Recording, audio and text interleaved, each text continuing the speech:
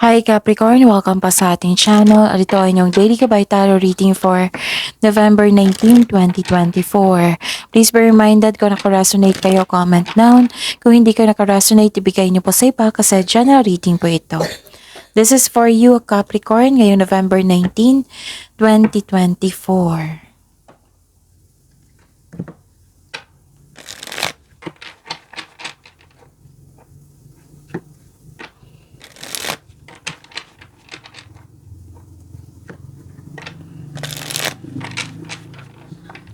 Para po ito sa inyo Capricorn ngayong November 19, 2024. Maraming salamat po sa inyong patuloy na suporta at maraming salamat din po sa mga hindi nag-skip ng ads. Gamitin ang reading na ito bilang gabay lamang sa mga hindi pa nag-subscribe, subscribe na po kayo at click bell notification para malaman nyo na may bago tayong video. Para sa mga gustong magpa-reading po, may lumabas dyan sa screen nyo ngayon. Panoorin nyo po at sundin ang instruction. Calling the attention sa mga suki ko dito na Capricorn. Open na po ang inyong monthly gabay tarot reading for November 2024. May 6 months from now reading tayo at love life reading po. So message me Capricorn for schedule. Maraming salamat po. Spirits Guide, mga ganap po para kay Capricorn ngayong November 19, 2024. I need 3 cards po.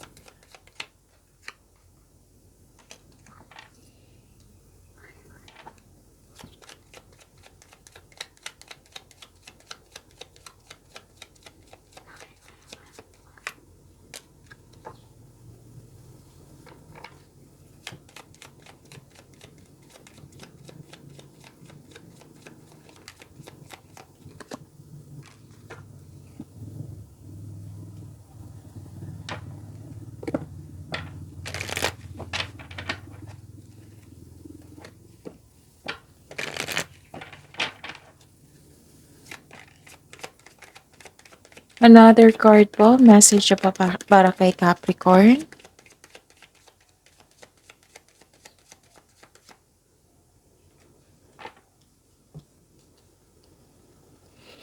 Okay. Capricorn, ngayong November 19, 2024, may delay, blockages, pwedeng may concern kayo sa mahirap kausap. Nakita ko rin dito na pwedeng delay sa pag-uusap ito. Delay sa paggawa ng action. May nakita ko dito may romance, attraction, affection. Sa Love is Blooming, sa araw na ito, may party, may reunion, meeting, special event, public event. Pagtipon-tipon ng grupo ng tao. So, expect the wonders to emerge. Okay? And tread thoughtfully. Spirits Guide. Energy po ni Capricorn ngayong November 19, 2024. And the clarification of this card po.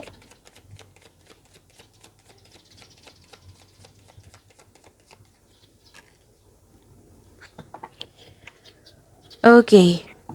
Remember, Capricorn, at the end of the day, alam mo na ikaw lang taong may kakayahan at responsable na gumawa ng sarili mong katotohanan at kinabukasan. So, ano yung energy mo, Capricorn?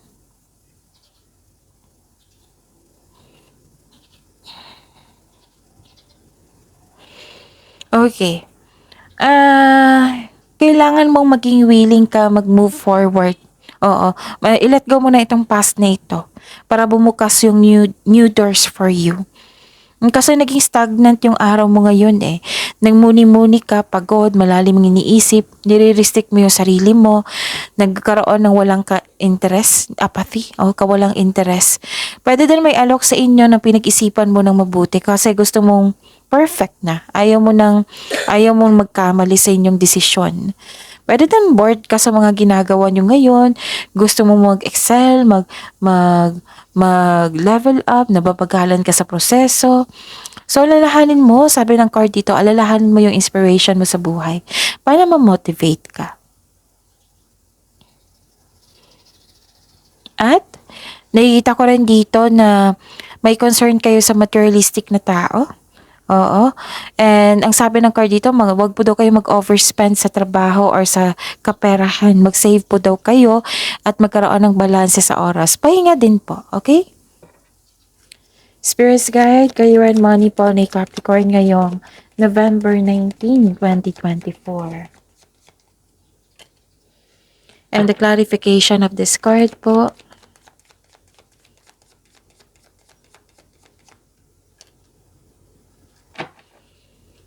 So, this is your career and money, Capricorn. Nakikita ko dito na may away po nagganap. May sitwasyon na hindi kaya, laban pa rin. Nagkaroon ng delay, which is the clarification of your card here. Against yung mga tao sa inyong desisyon, sa inyong plano. Nakaramdam ka ng yung weakness, oo.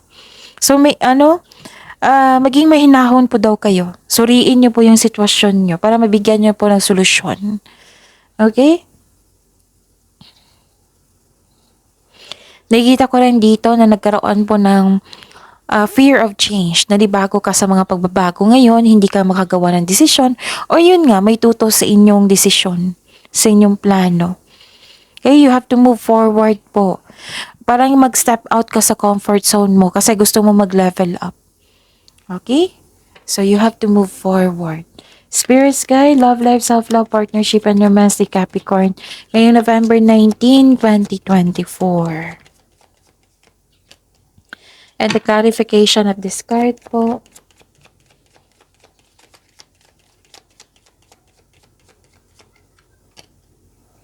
Maraming salamat po sa patuloy na tiwala sa suporta sa ating channel.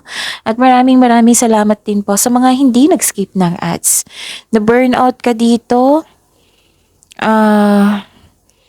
na-burnout ka, pwedeng sa sitwasyon nyo ngayon, pwedeng sa trabaho, pwedeng sa sitwasyon nyo ngayon, sa pag-iibigan, or sa mga bagay-bagay, sa mga sitwasyon nyo ngayon, pwedeng sa family, basta may na-burnout ka dito, parang sabi nyo, sobra na, ganun. Nawalan kayo ng gana, pagod kayo, oh. Gawa kayo ng solusyon, sabi po ng card. Kasi may hindi nagbigay ng halaga. May hindi nagbigay ng halaga. At nakita ko rin dito na, yun, dalawang card na po kasi nagsabi dito hindi marunong magpahalaga. Yan yung concern mo. Tsaka, yun yung dahilan na hindi naging stable yung emotion mo. Oo. Mag-ingat kayo sa communication sa isang tao. Kasi baka makasabi ka na hindi niya gusto. Ganun.